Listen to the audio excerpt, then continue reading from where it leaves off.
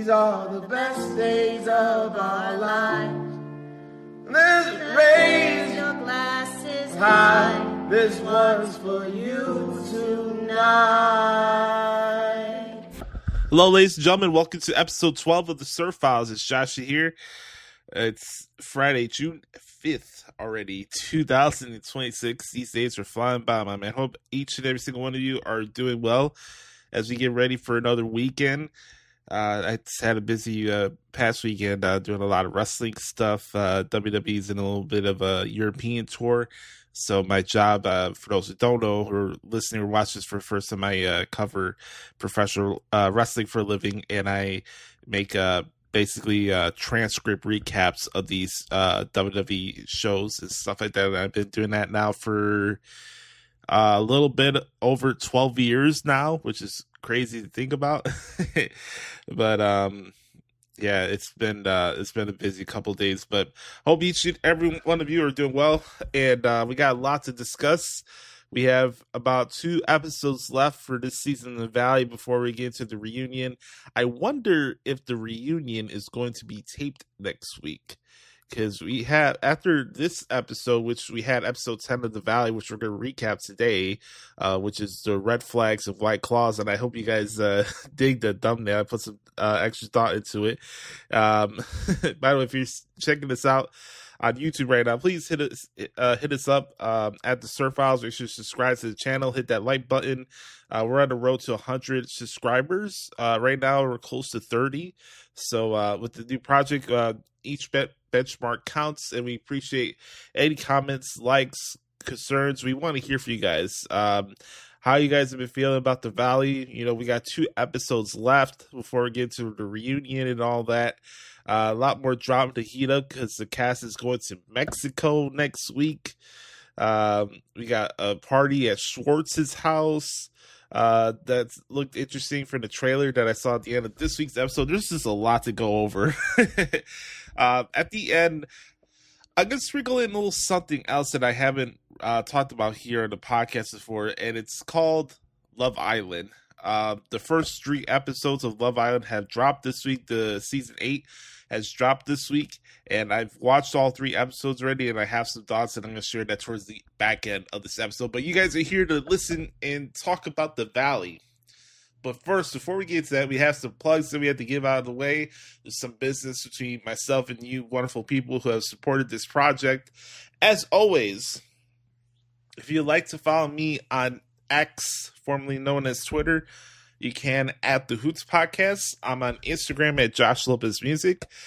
More importantly, make sure to follow us at SUR Files on TikTok. That is SUR Files at TikTok. That's our ever-growing TikTok page. We have over 647,000 likes in our videos and a little bit over 6,200 over 6,200 followers.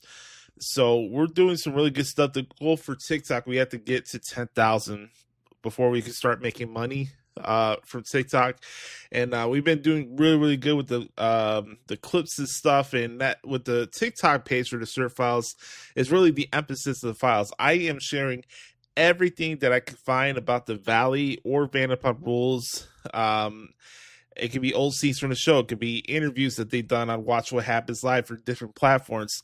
Everything that's been produced, created regarding Vanderpump Rules in the Valley is on that TikTok page, and that's really the big emphasis of what we pump out each week with our content outside of this podcast, of course. Obviously, I'm going to have to come up with some different ideas to do with the podcast here. I am contemplating starting over Vanderpump Rules and just getting straight into our rewatch from the beginning, and I'm open to doing that once the Valley is over. So I'm interested in doing that for you guys, and we can do that. And just a lot of stuff to consider and make this project special. And again, I'm just appreciative for the support. Transitioning from one side of the content space to another is not easy, especially getting to reality TV and pop culture and stuff like that. It's not easy, but your guys' support and feedback that you've been giving me, especially on TikTok, has really meant a lot to me. And I just want to do right by you guys, and who knows, maybe we can have some guests on the podcast down the road too. So, and as always, I'm open to any suggestions that you have for the podcast and our TikTok page as well. And I love each and every single one of you. And again, I can't thank you all enough for the support. So, all that being said, let's get into The Valley, episode 10, season 3, aka Red Flags and White Claws, right here on episode 12 of the SUR Files. We'll be right back.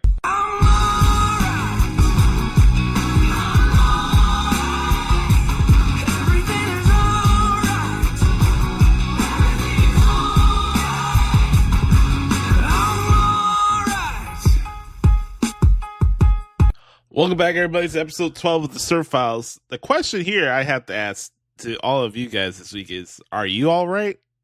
Like, are we all good? Nah, I'm all right. We all know the answer to this fucking show because nothing is all right. Nothing is ever all right with the Valley, man. Oh, man. I was left with feeling just, like you see the the meme with Ryan Reynolds where he just does the face palm. Like, that was my expression right as this episode was over. This went in so many different directions, where I was just like, it's like we want to do like a loop around where one moment everything's okay. We have this get together for Zack's housewarming party, and everybody's doing kumbaya before this Mexico trip, and then the other parts of the episode, we got Jasmine in her feelings where she wants to recite everything that happened in the reunion. One moment I thought her and Danny were in a good place, and now she's going after Zack to have him confront Danny, and she's triggered because people are playing Lala with kid gloves for asking questions, but what she did last year was a problem. And I think what's odd with all that is that Jasmine and Nia and Danny talked about it on the stage of the reunion, and Danny said that he would apologize multiple times. How many times did he and she wanted him to apologize for? So the question I have off the gate here is, why is Jasmine sending Zack towards Danny's direction? If she still has issues with the guy, go talk to him. This is 2 weeks now. Instead of going after Kristen and Zack, we have literally Nia and Lala talking to each other in the back of Brittany's house right after that crab boil party. And you could have just hit the nail in the head right there. If you're still upset with Danny, mention it to Nia while everybody's talking about it. Like, that's what I don't get. I'm not going to come in here and say that Jasmine doesn't have the right to feel upset or triggered or have PTSD. What Danny did at the Halloween party is unacceptable. And again, as I've said on this podcast this entire season, I do not condone his behavior when he drinks. What he did the last couple seasons of the Valley, I don't condone it. But at some point, we need some resolution here. And I don't know about you guys, but I'm just overly exhausted with this whole Danny thing, because all of them have drinking problems. And I don't want to pull a Jesse Lally here, but maybe it's just the Taurus connection, because we can see through other people's bullshit. The whole cast has issues. Nobody on this cast has a clean slate. Not one of them. Maybe outside Melissa, Benji, Kiana, and Lacey. And that's it. Each one of these cast members have one flaw, one way or another. Drinking, insecurity, ego, jealousy, gossip mongering, instigating. We could do the whole list. Manipulation. Hi, Janet. The whole list goes on and on. Pettiness, Zack. Like, I could come up with 20 different issues amongst the cast members of this fucking show, but we're still only going to be fixating on Danny. And he's even had conversations on this episode too on Wednesday where him and Nia are sitting down, and the conversation he had with Schwartz and Jesse, and he's saying like, yeah, you know what? Yeah, I have to hide now when I drink because I have a target on my back and I can't do anything without people having a fucking opinion on it. It's not, if we're going to be comparing drinking issues, and, you know, I hate saying this because I'm happy for Jackson. He's killing it right now. He's a year and a half in his sobriety journey. I just saw the other day he got elected to be some official with some, like, recovery program foundation thing. I don't have it off the top of my head, but I saw that news the other day on Instagram, and I thought that's pretty cool. But anyways, besides the point, get back to this. I hate doing comparisons, but I have to be fair here. If we're going to try to make Danny out to be bad as Jax when it comes to drinking and how he treats his wife compared to how Jax treated Brittany, it's a night and day fucking conversation here. Yes, Danny could come off obnoxious or over the top, or as he described it this week on the show, he's overly charismatic. But does that take away from the father that he is? And him and Nia have had a 10+ year relationship. You don't think there's been rainbows? You think it's just been rainbows and butterflies for the Buccos the entire time they've been together before they got married or before they had 4 fucking kids? Like Jesse said on the show this week, people keep skirting around with shit. Jasmine, I get that you're upset. And you're still triggered and everything. If you still have a problem, address the people at head. Don't send Zack towards Danny. Don't send fucking Kristen towards Nia and all this other shit. And I'm excited to see how this goes next week because I saw the trailer for next week where Kristen's like, she's tired of people going after Nia. So am I. I'm tired of this fucking storyline. The bigger issue amongst Danny and Nia is not his fucking drinking problem. It's the fact that they're not on the same page overall. That's the bigger issue here. That's what you guys are not paying attention to amongst the cast. I'm not talking about the fans.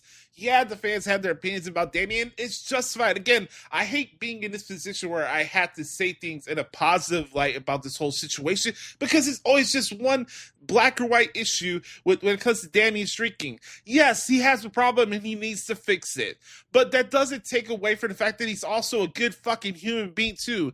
You don't see him going around gossiping about everybody else's fucking issues. It's just really annoying. And I felt Jesse's frustration as the episode was going on, and him sitting there listening to that fucking stupid argument that Jasmine and Zack were having with each other. And then it's bubbling over. And yeah, you know what? I get it. We're in this phase right now. We have to have some empathy and sympathy for what Brittany went through last season, and I'm all for that. I like Brittany as a human being. She's a great person, but she also has her own flaws too. They all do. So enough with the hypocrisy here. Are we going to sit here the entire reunion? Oh, Danny's the problem. Danny's the problem. Danny's the problem for everything. Everything that goes wrong with the show is Danny's fault. Yeah, he's going to hide drinks here and there. None of the cast has never done that before either. I'm sure I could find something from Vanderpump Rules over the years where we could find stuff with bad alcohol decisions. But we only want to focus on Danny. This 2-season now long storyline of Danny, and then next week we got to get back to the Janet vortex of it all. And boy, am I ready to see this fucking argument between her and Luke, because I'm curious what she has to say. And look, it's frustrating because I want to like Janet, but it goes back to this fucking reunion that we had from last season. That's all this season's been about. It's been 3 things. Brittany talking about Jax nonstop. Jesse and Michelle divorce. No, 4 things. Lala being a fucking instigator for every little thing as if she's never done anything wrong in her life. And then 4, here is this ongoing Danny, Nia versus Janet and Jasmine and whoever wants to be in between, this whole drinking thing. This issue needs to be nipped in the fucking bud by the time this reunion is over. I swear to God, I can't do it anymore. Yeah, I saw the mid-season trailer. Lala's gonna confront Danny and Nia in Mexico with a stupid smirk on her face. And then where we go from there? Is there going to be some big blow-up fight at Brittany's Halloween party that everybody keeps talking about? I don't want to throw spoilers, but I guess something bad happened at the Halloween party because that was the season finale for this season. I'm just done. I'm so tired of this fucking topic of Danny and his drinking. Yeah, even to the point him and Zack decided to have a conversation at the house. And Zack's saying he's trying to have good intentions and he's not trying to type. And then he asks him the same question that the season for next week's episode. Like, what are we doing here? What's with the fucking flip-flopping? Jasmine, if you're still upset with Danny and Nia, talk to them. Why are you sending Zack towards your direction? And Zack, if you don't like what Janet and Lala do from a manipulation standpoint, why are you doing what they're doing last season? What's with the back and forth here? Can somebody stay consistent on this fucking show? For once, thank God for Jesse Lally. I'm saying it right now. Again, thank God for Jesse Lally for being one of the few people on this goddamn cast this season that's been consistent from front end to the back nine of this damn season. And I don't care if his worst features that you think he's a freaking douchebag. At least he's upfront with who the fuck he is.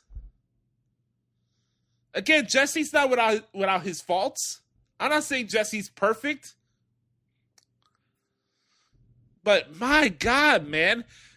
I can understand why Kristen's tired of the whole situation. I'm tired of it. Are you guys? Do I want to come in here on the podcast so we can talk about Danny's? Oh, the whole theme of this episode is Danny Bucco and his drinking issues. No, I'm over it. It's not extreme to the drinking of James Kennedy or fucking Tom Sandoval or Jax. And he's not as bad of a partner as Brian Carter was to fucking Kristen back in the day in Vanderpump Rules or these other guys over the years. Yes, it's a problem that he needs to fix on his own. This issue needs to be nipped in the fucking bud by the time we get to this reunion, because I am tired of the whole Danny and Nia versus Janet and Lala and everything in between. Everybody's sticking their nose to it. Have the arguments, nip this issue to the bud, because there's a lot more to Danny Bucco than him drinking. And I want to like the guy, but we're missing the bigger issue here. The bigger issue with Danny and Nia is not them trying to hide behind the cameras, Brittany. The issue here is that they showed it earlier in the show this season. I think we're putting a blind eye to it because we're reverting back to season 2 and all the drinking stuff. It's not the drinking. The real issue here with this season, and obviously things have gone on. Obviously the show was taped freaking 8 months ago. The bigger issue here now is that Danny and Nia are not on the same page overall in their relationship. Their communication has been hit or miss. That's the bigger issue here. And again, it's a married couple that's been together for 10 years. There's going to be problems. I've seen people with alcohol issues my entire life. I grew up with people that had alcohol issues with their entire life. Danny, compared to the people that I met in my entire life, is not even comparable. You would think Danny's sober compared to the people that I grew up with their issues with attitude and their issues with alcohol. Like, come on.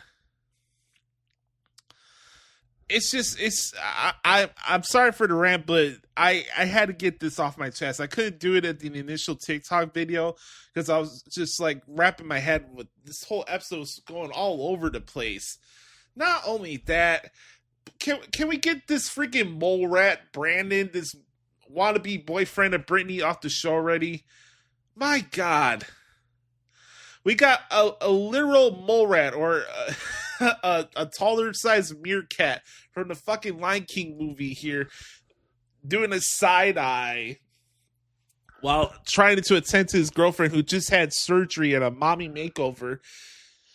God forbid it's the biggest issue for you that you don't know how to pay attention to details and communication, knowing that the girl just had surgery and you're too lazy to go get some fucking pain pills for her.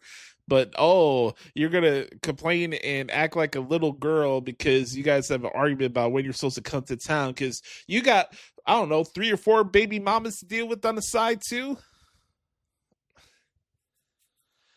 And it's interesting that this episode was called Red Flags and White Claws. And it's a lot of things, man. So another thing with Danny. Jasmine is having a conversation with Brittany, and there was a White Claw in the bathroom, and guess who they blame? Assume it was leaving it in the bathroom. Danny. I don't know. Could have been her fucking boyfriend who left the White Claw there. But no, everything's Danny's fault. My God, man. We're going to get into the part of the review that we do each week where we play a bit of audio from the Valley After Show podcasts.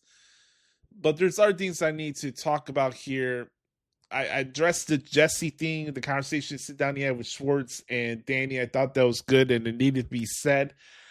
And again, I just feel like he's been the only one that's been upfront the entire situation. Even Jesse himself has not been condoning the way Danny's been acting. Nobody would.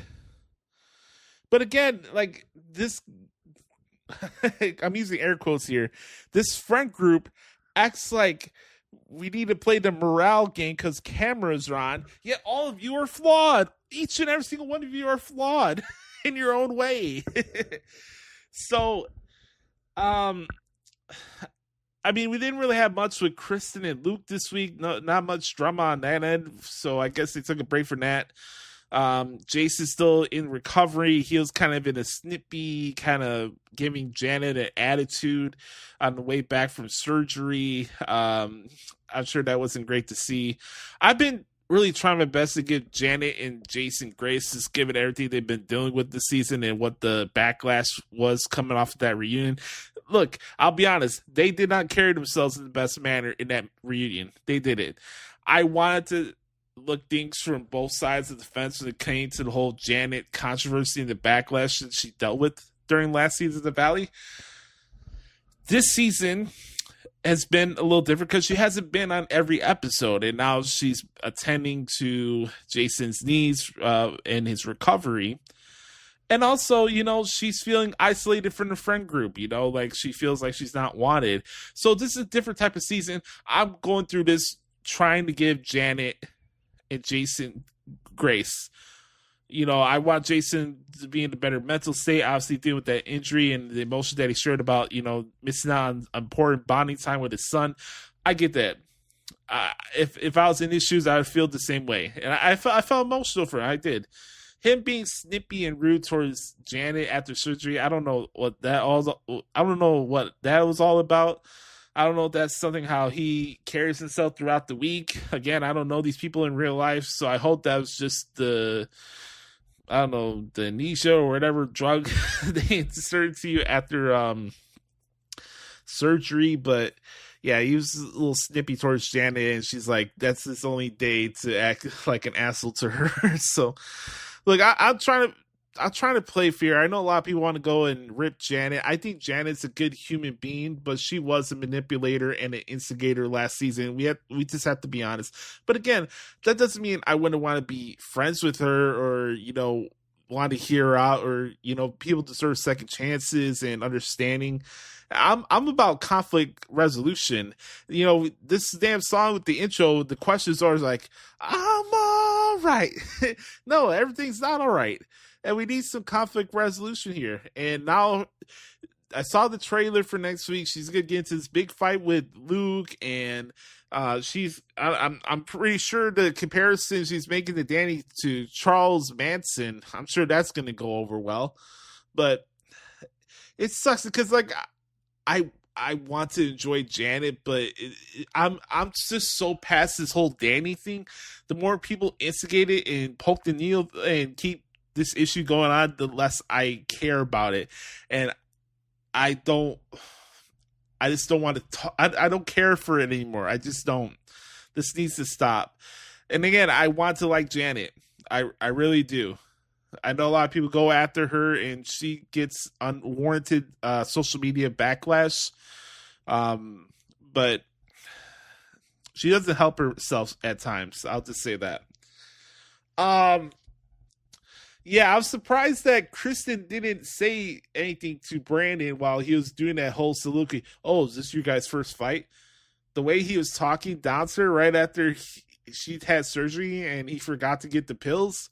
Like, oh, Kristen would just snap his freaking head off verbally if that was the case. I mean, props to Christopher being level-headed now these days, but I don't know. That was strange. I want to transition to this because we got this clip I want to play for you guys, and then we'll wrap it up with the recap of this episode. But earlier in the episode, we had Nia have a conversation with Michelle at a restaurant, and she brought Adelaide with her. I'm watching this. I want to get you guys' thoughts too when you're watching this. Is it just me? But didn't it feel like as the conversation was going on with Nia and Michelle, she was explaining her situation with Danny, didn't you feel like, oh man, Michelle's just waiting to give Lala all the dirt, all the details of that conversation? That was my whole thing when I was watching this. I was like, oh no, Nia, just stop. Just stop. You're giving more fodder for Lala to go after you guys. And I hate saying that because I don't want to look down on Michelle.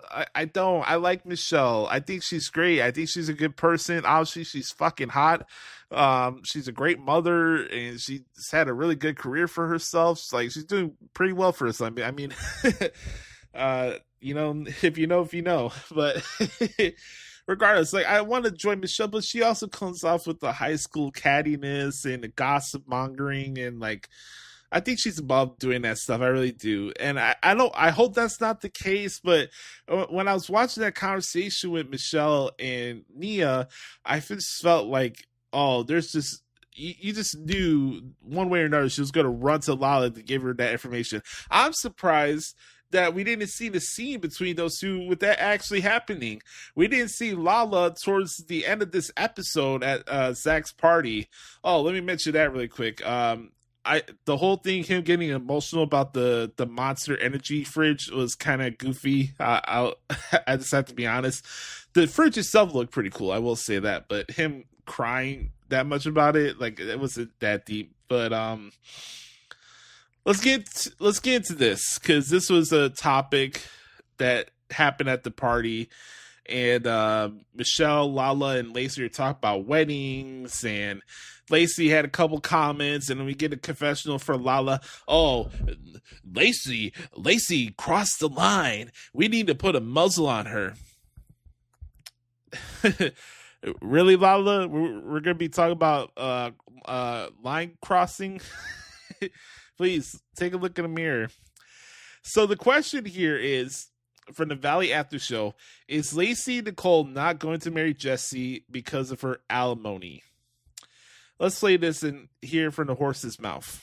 She right now wants to get married again. I never want to get married again. I don't blame you. And it was embarrassing. I had a big wedding. I don't want to get married again, so we're kind of in alignment with that. He would marry Lacey in a heartbeat if he could. 100%. That's not even questionable. That's just so obvious. But would Lacey lose her alimony if she got married again? Sometimes if you get married again, I don't know how any of that works. I wouldn't risk that check if I were her. We have everything that we need right now.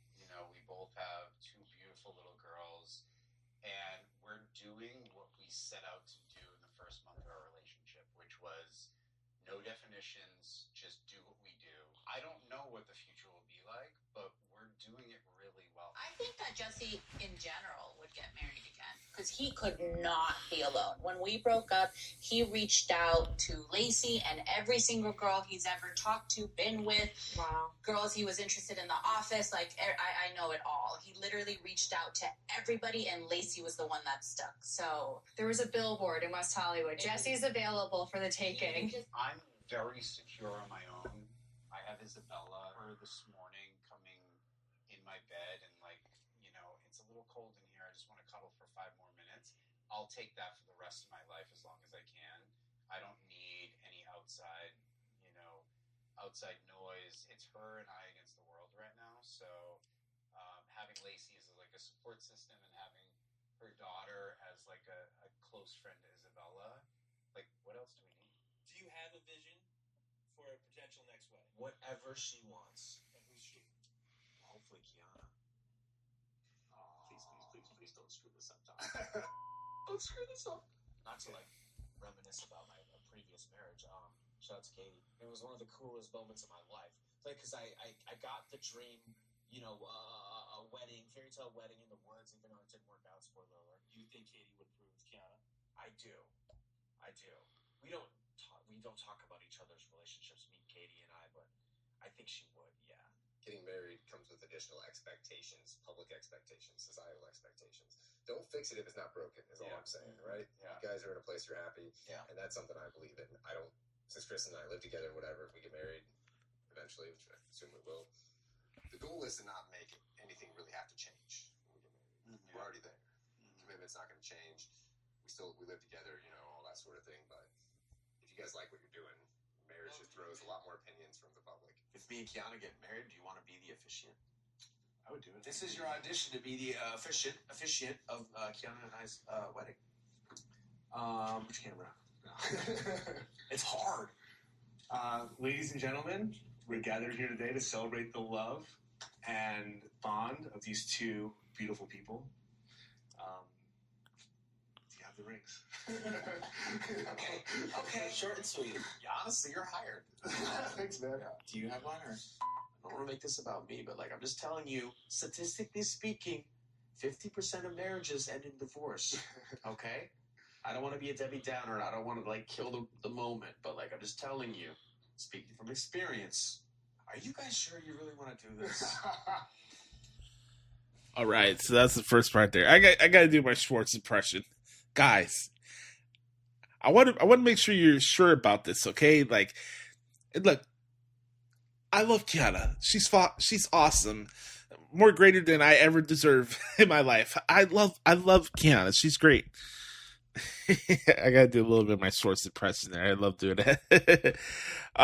From there, we got another part of this where Brittany revealed on the show this week that she gives money to the side to Brandon, and this one left me gobsmacked. I had no words for it, but let's hear from Brittany and let her explain her side of the story, because this one I'm still trying to figure out. I'm sure Jax was. I'm not sure. I think we're pretty sure that Jax has watched every single episode of The Valley this season. I'm pretty certain for that, but when he sees that, I don't know if he's just shaking his head or just laughing at this point. I don't know, man. Let's check this out. Let me know. All right, let's find this here. Okay, it's in the beginning part. All right, let's do it here. When it's 8, our show comes on at 8 or 9. Is there a little tape that you can put? I just want to know because I need to post something. Okay, we'll let you know. Let's talk about Brandon after Brittany's surgery. I was not a fan of Brandon. That was one of the first days that I was like, the prescription should be ready. I appreciate you. Oh, no problem. It's okay. The only thing I've been saying all day is that I had to get my pills because I only had one left, and I could not make it all throughout the night. You can't force make that. I never put myself first. That moment, that fresh out of that surgery, would be one of the only times I actually would be like, you have to take care of me. The only thing that I had asked Brandon to do was to make sure that he picked up my pain medication because I was going to be completely out. And he waited until it was too late. She was tore up. It was wild. She's fully split open. Yeah. The pain meds are the lifeline right now. Yeah. and you could make that a priority, that's a big problem. Do you want to hear another story that's crazy? I had all this stuff delivered, like medication. I text Brandon. I said, Brandon, hey, I have something delivered. Just so you know, it's at the door. Didn't hear from Brandon for like 2 days. I messaged her. I said, hey, did you get the medicine and all this stuff I sent you? And she was like, I thought that was from Brandon. No, bitch, that was from me. He took credit that he bought it. You can call an Uber and like go pick them up, you know, especially if I gave you funds. Since he had taken off work, which I cannot believe I did this, but he asked if I could give him some money. I was not happy about that. Yeah, I hate that. Wait, what? She did not tell me this. But he didn't fly. He was driving from Paso Robles, right? So what'd she give him money for? Gas? I'm in the position where I can be like, okay, I will like pay you for you coming to help me and take care of me because I don't want your kids to ever like need anything or suffer from any of that loss. So she paid him like a nurse. She gave him money for other stuff too. Wait, I understand maybe if you're together for years and years and need help. Yeah, not in the beginning honeymoon stage. No. Yeah. You are not taking my money and you want to take care of me Yeah. just because that's what you want to do. I wouldn't take that money, but I'm not in a financial situation where I would need to take a woman's money who I'm dating. I know exactly how it feels. I've been broke most of like I know that feeling, but even when I'm broke, I would feel so gross. But if let's say that I was single tomorrow and I was dating like Kylie Jenner and she wanted to like fly me to Cannes, you know, would I let her? Like, yeah, probably. She's a billionaire, right? And that's, you know, on a different scale, maybe how he's thinking about things. I don't know. I don't want to judge him too harshly for that. Yeah, you got me thinking as a father. Like if every shift counts and like you gotta put food on the table. Now I feel bad for judging. I just want to see her with somebody who can take care of themselves. That's what I'm saying. It's like, don't be responsible for a man. You already have a lot to handle. You have your child, and even if you have extra, save it. But that should have been a test. Like, if he really wants to be with you and likes you, either one, like, understand that you have to work and explain that, or take the time and don't go to work, but don't, like, take any money from somebody. I wouldn't want to be with somebody that was willing to accept money. Correct. I just think I have like a maternal instinct always since I was very young. Yeah, I don't know why. Wow. Even like my boyfriend in high school, he didn't have much, so I would like save up the money that my parents would give me for like haircut or like buy him shoes or do different things like that. And then I think it just like moved along with me, and that's just been. You are. That's just who I am. I'm just somebody who wants to take care of people. And I don't think that's going to change about me. No. I'm going to try not to, like, pay for guys' stuff, but I don't care if a guy has money. Like, that's not something that... It's sexy, obviously, but I'm super independent, and I always have been. Okay, Jasmine, it's 8. It's 8 o'clock. I got... All right. Okay. Yeah, I wouldn't, for myself, I would never find myself in a position where I've had to ask my partner or even throw it out there that I need money to help you out. Like, that's not my job description. That's not how I was raised. And I understand what Brittany's saying, that she's independent. I feel I feel that way about myself in a lot of things, that I am independent. But yeah, like I don't know. Maybe you could call it a pride thing or a machismo thing, but as a guy, you should never do that in a relationship with a girl. But that's just me. Anyways, what else? Is there anything else I wanted to mention here? Oh yes, Zack had the emotional speech at the end with Kristen, just thanking her for helping him out during his early stages in California, and her giving him money over the years and being a great friend. I thought that was a sweet speech. But again, with this episode, I just felt it went all over the place with different things and the whole Danny stuff. I was just over it. And then it was just like, okay, we have some petty drama here. Let's have some tie-in, some loose ends where everybody's kumbaya together. We're gonna have this James Bond-esque party at Schwartz's house next week, and then they're going to Mexico, and then we'll get to Brittany's Halloween party, and I don't know about you guys, but the reunion just can't come quick enough. I'll just say that. So let me know in the comment section how you guys felt about this week's episode of The Valley. Good, bad, and different. Hit me up in the comment section down below. Also, for those who check us out here on SUR Files in the audio, by the way, shout out to the great people at Odyssey for having us, Odyssey Creator Lab. Appreciate the platform as always. Let us know and give us a review on the podcast, and we appreciate the support on that end as always.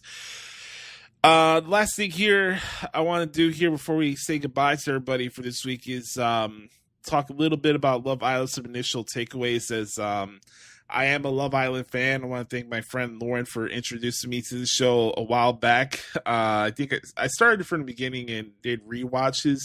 I think the only season that I didn't watch front to back was season 3, but besides that, I'm all caught up. They had season 8 start for Love Island USA on Tuesday, and Ariana looks sexier as she's ever had in her life, man. Like, for 41 or 40, however old she is, like, she looks like she's 23, man. She is smoking hot, man. Mamma mia. Anyways, I have a couple of additional takeaways. So right now, the couples right now are, if I got this correct, it's Anaya and Casey. I like Anaya. She's a sweet, down-to-earth vibe. Casey, he's cool. Seems like a cool guy to shoot the shit with. Haven't seen any too much issues on that end. What else? We have Melanie and Sincere. Melanie started getting highly emotional over the fact that Sincere pulled Kata for a chat in this last episode, and Kata was one of the bombshells that came in. She's coupled up with Zack. Zack is the younger brother of Charlie, who was on last season of Love Island USA. So Zack was originally in a couple with Kenzie. Kenzie and Sean are two islanders right now that are single and vulnerable from getting eliminated from the island. So that's where the current standings are. I liked a couple of the challenges so far. The pool challenge that they had for last night's episode of this recording, I thought was really good. So that was cool. Gabrielle, Brazilian bombshell, came in and swooped in Beatrice like nothing. I learned a lot from watching Love Island. It's interesting, just for like myself. Like I can't recall the last time I was in a relationship. But just looking at how dating and just how love is in this current climate, I've learned a lot watching this show. I really have, especially with the women. Like they have standards, and they like have like this checklist of things that they want from guys. But at the end of the day, like, it's so crazy how lust just gets a way of people's self-respect. And I don't want to come here and knock women, but I have to call a spade. Yeah, guys are not perfect, and we make a lot of mistakes, but women will drop you like nothing for somebody that looks like Gabrielle, and then they'll complain 2 days later about him being a bad boy and not having the affection and emotion or care about them. It's funny how that works. Obviously, we're in the initial stages of the season, so nobody should be that deep into their feelings over somebody. That's why I thought it was kind of interesting how emotional Melanie was getting. And I think Melanie's been my favorite Islander so far this season, but her getting so deeply like defensive and emotional towards Sincere, I don't know if she was triggered. I know she was saying in the confessional that she has trust issues and that she's been done wrong by a lot of guys. So I think she said that she's not trying to self-sabotage the conversation. Sincere tried to pull her to the chat and have a open conversation about why she was upset, and every time he was answering her questions, she responded with a snark. She gave a snarky response back and said, "Oh, whatever, go do your thing." That quickly, you're over it. Like, I don't know, that part of it was kind of strange to me. Trinity and Bryce, they got recoupled again. So the initial challenge, they had a green dot or red dot, and they're standing behind doors, right? The guys and the girls. So if you're on a green dot, you want to stay with your couple. If not, you want to explore. So it's kind of green flag, red flag type of situation. But both Bryce and Trinity ended up basically standing on the red flags. And they wanted to explore people. They went on the bombshell dates. Now they're back together. So I thought that was interesting. What else? Am I missing anybody? I think I've hit everybody for the most part. I think maybe there's a chance that Sean and Kenzie get together. They seem like they hit it off pretty fine. But oh no, I've liked what I've seen so far for this season of Love Island. You know, the heat always heats up when it comes to Casa Amor, and we're a little while away from that. So we're in the initial stage of getting to know this new cast. There's a new episode tonight, and then they wrap it up on Sunday. So yeah, I like Love Island. It's a fun show to watch. And it's dedication, though. You got to watch all of it so you don't miss anything. So, yeah, maybe I'll add some additional thoughts about the Love Island, but I just want to give my first initial takeaways from the first 3 episodes that I've seen so far this season. Episode 4 is tonight, and then episode 5 on Sunday. So, yeah, that's pretty much it. But on that note, I want to say thank you all for hanging out with me today. This has been episode 12 of the SUR Files. Hope each and every single one of you have a wonderful weekend. You can hit me up on X if you like at the Who's Podcast. I'm on Instagram at Josh Lopez Music. Hit us up on TikTok at SUR Files. And make sure on YouTube to hit the like button and smash the subscribe button as we're on the road to 100 subscribers. And again, let me know in the comment section down below. Are you all right with this season of the Valley? Let me know how you're feeling, man. And I hope everybody just remembers, to be the authentic product that is yourself. Remember, nobody dictates the pace of your life but yourself and the man upstairs. I'm Joshie. This has been episode 12 of the SUR Files, and we'll check y'all next week. Peace.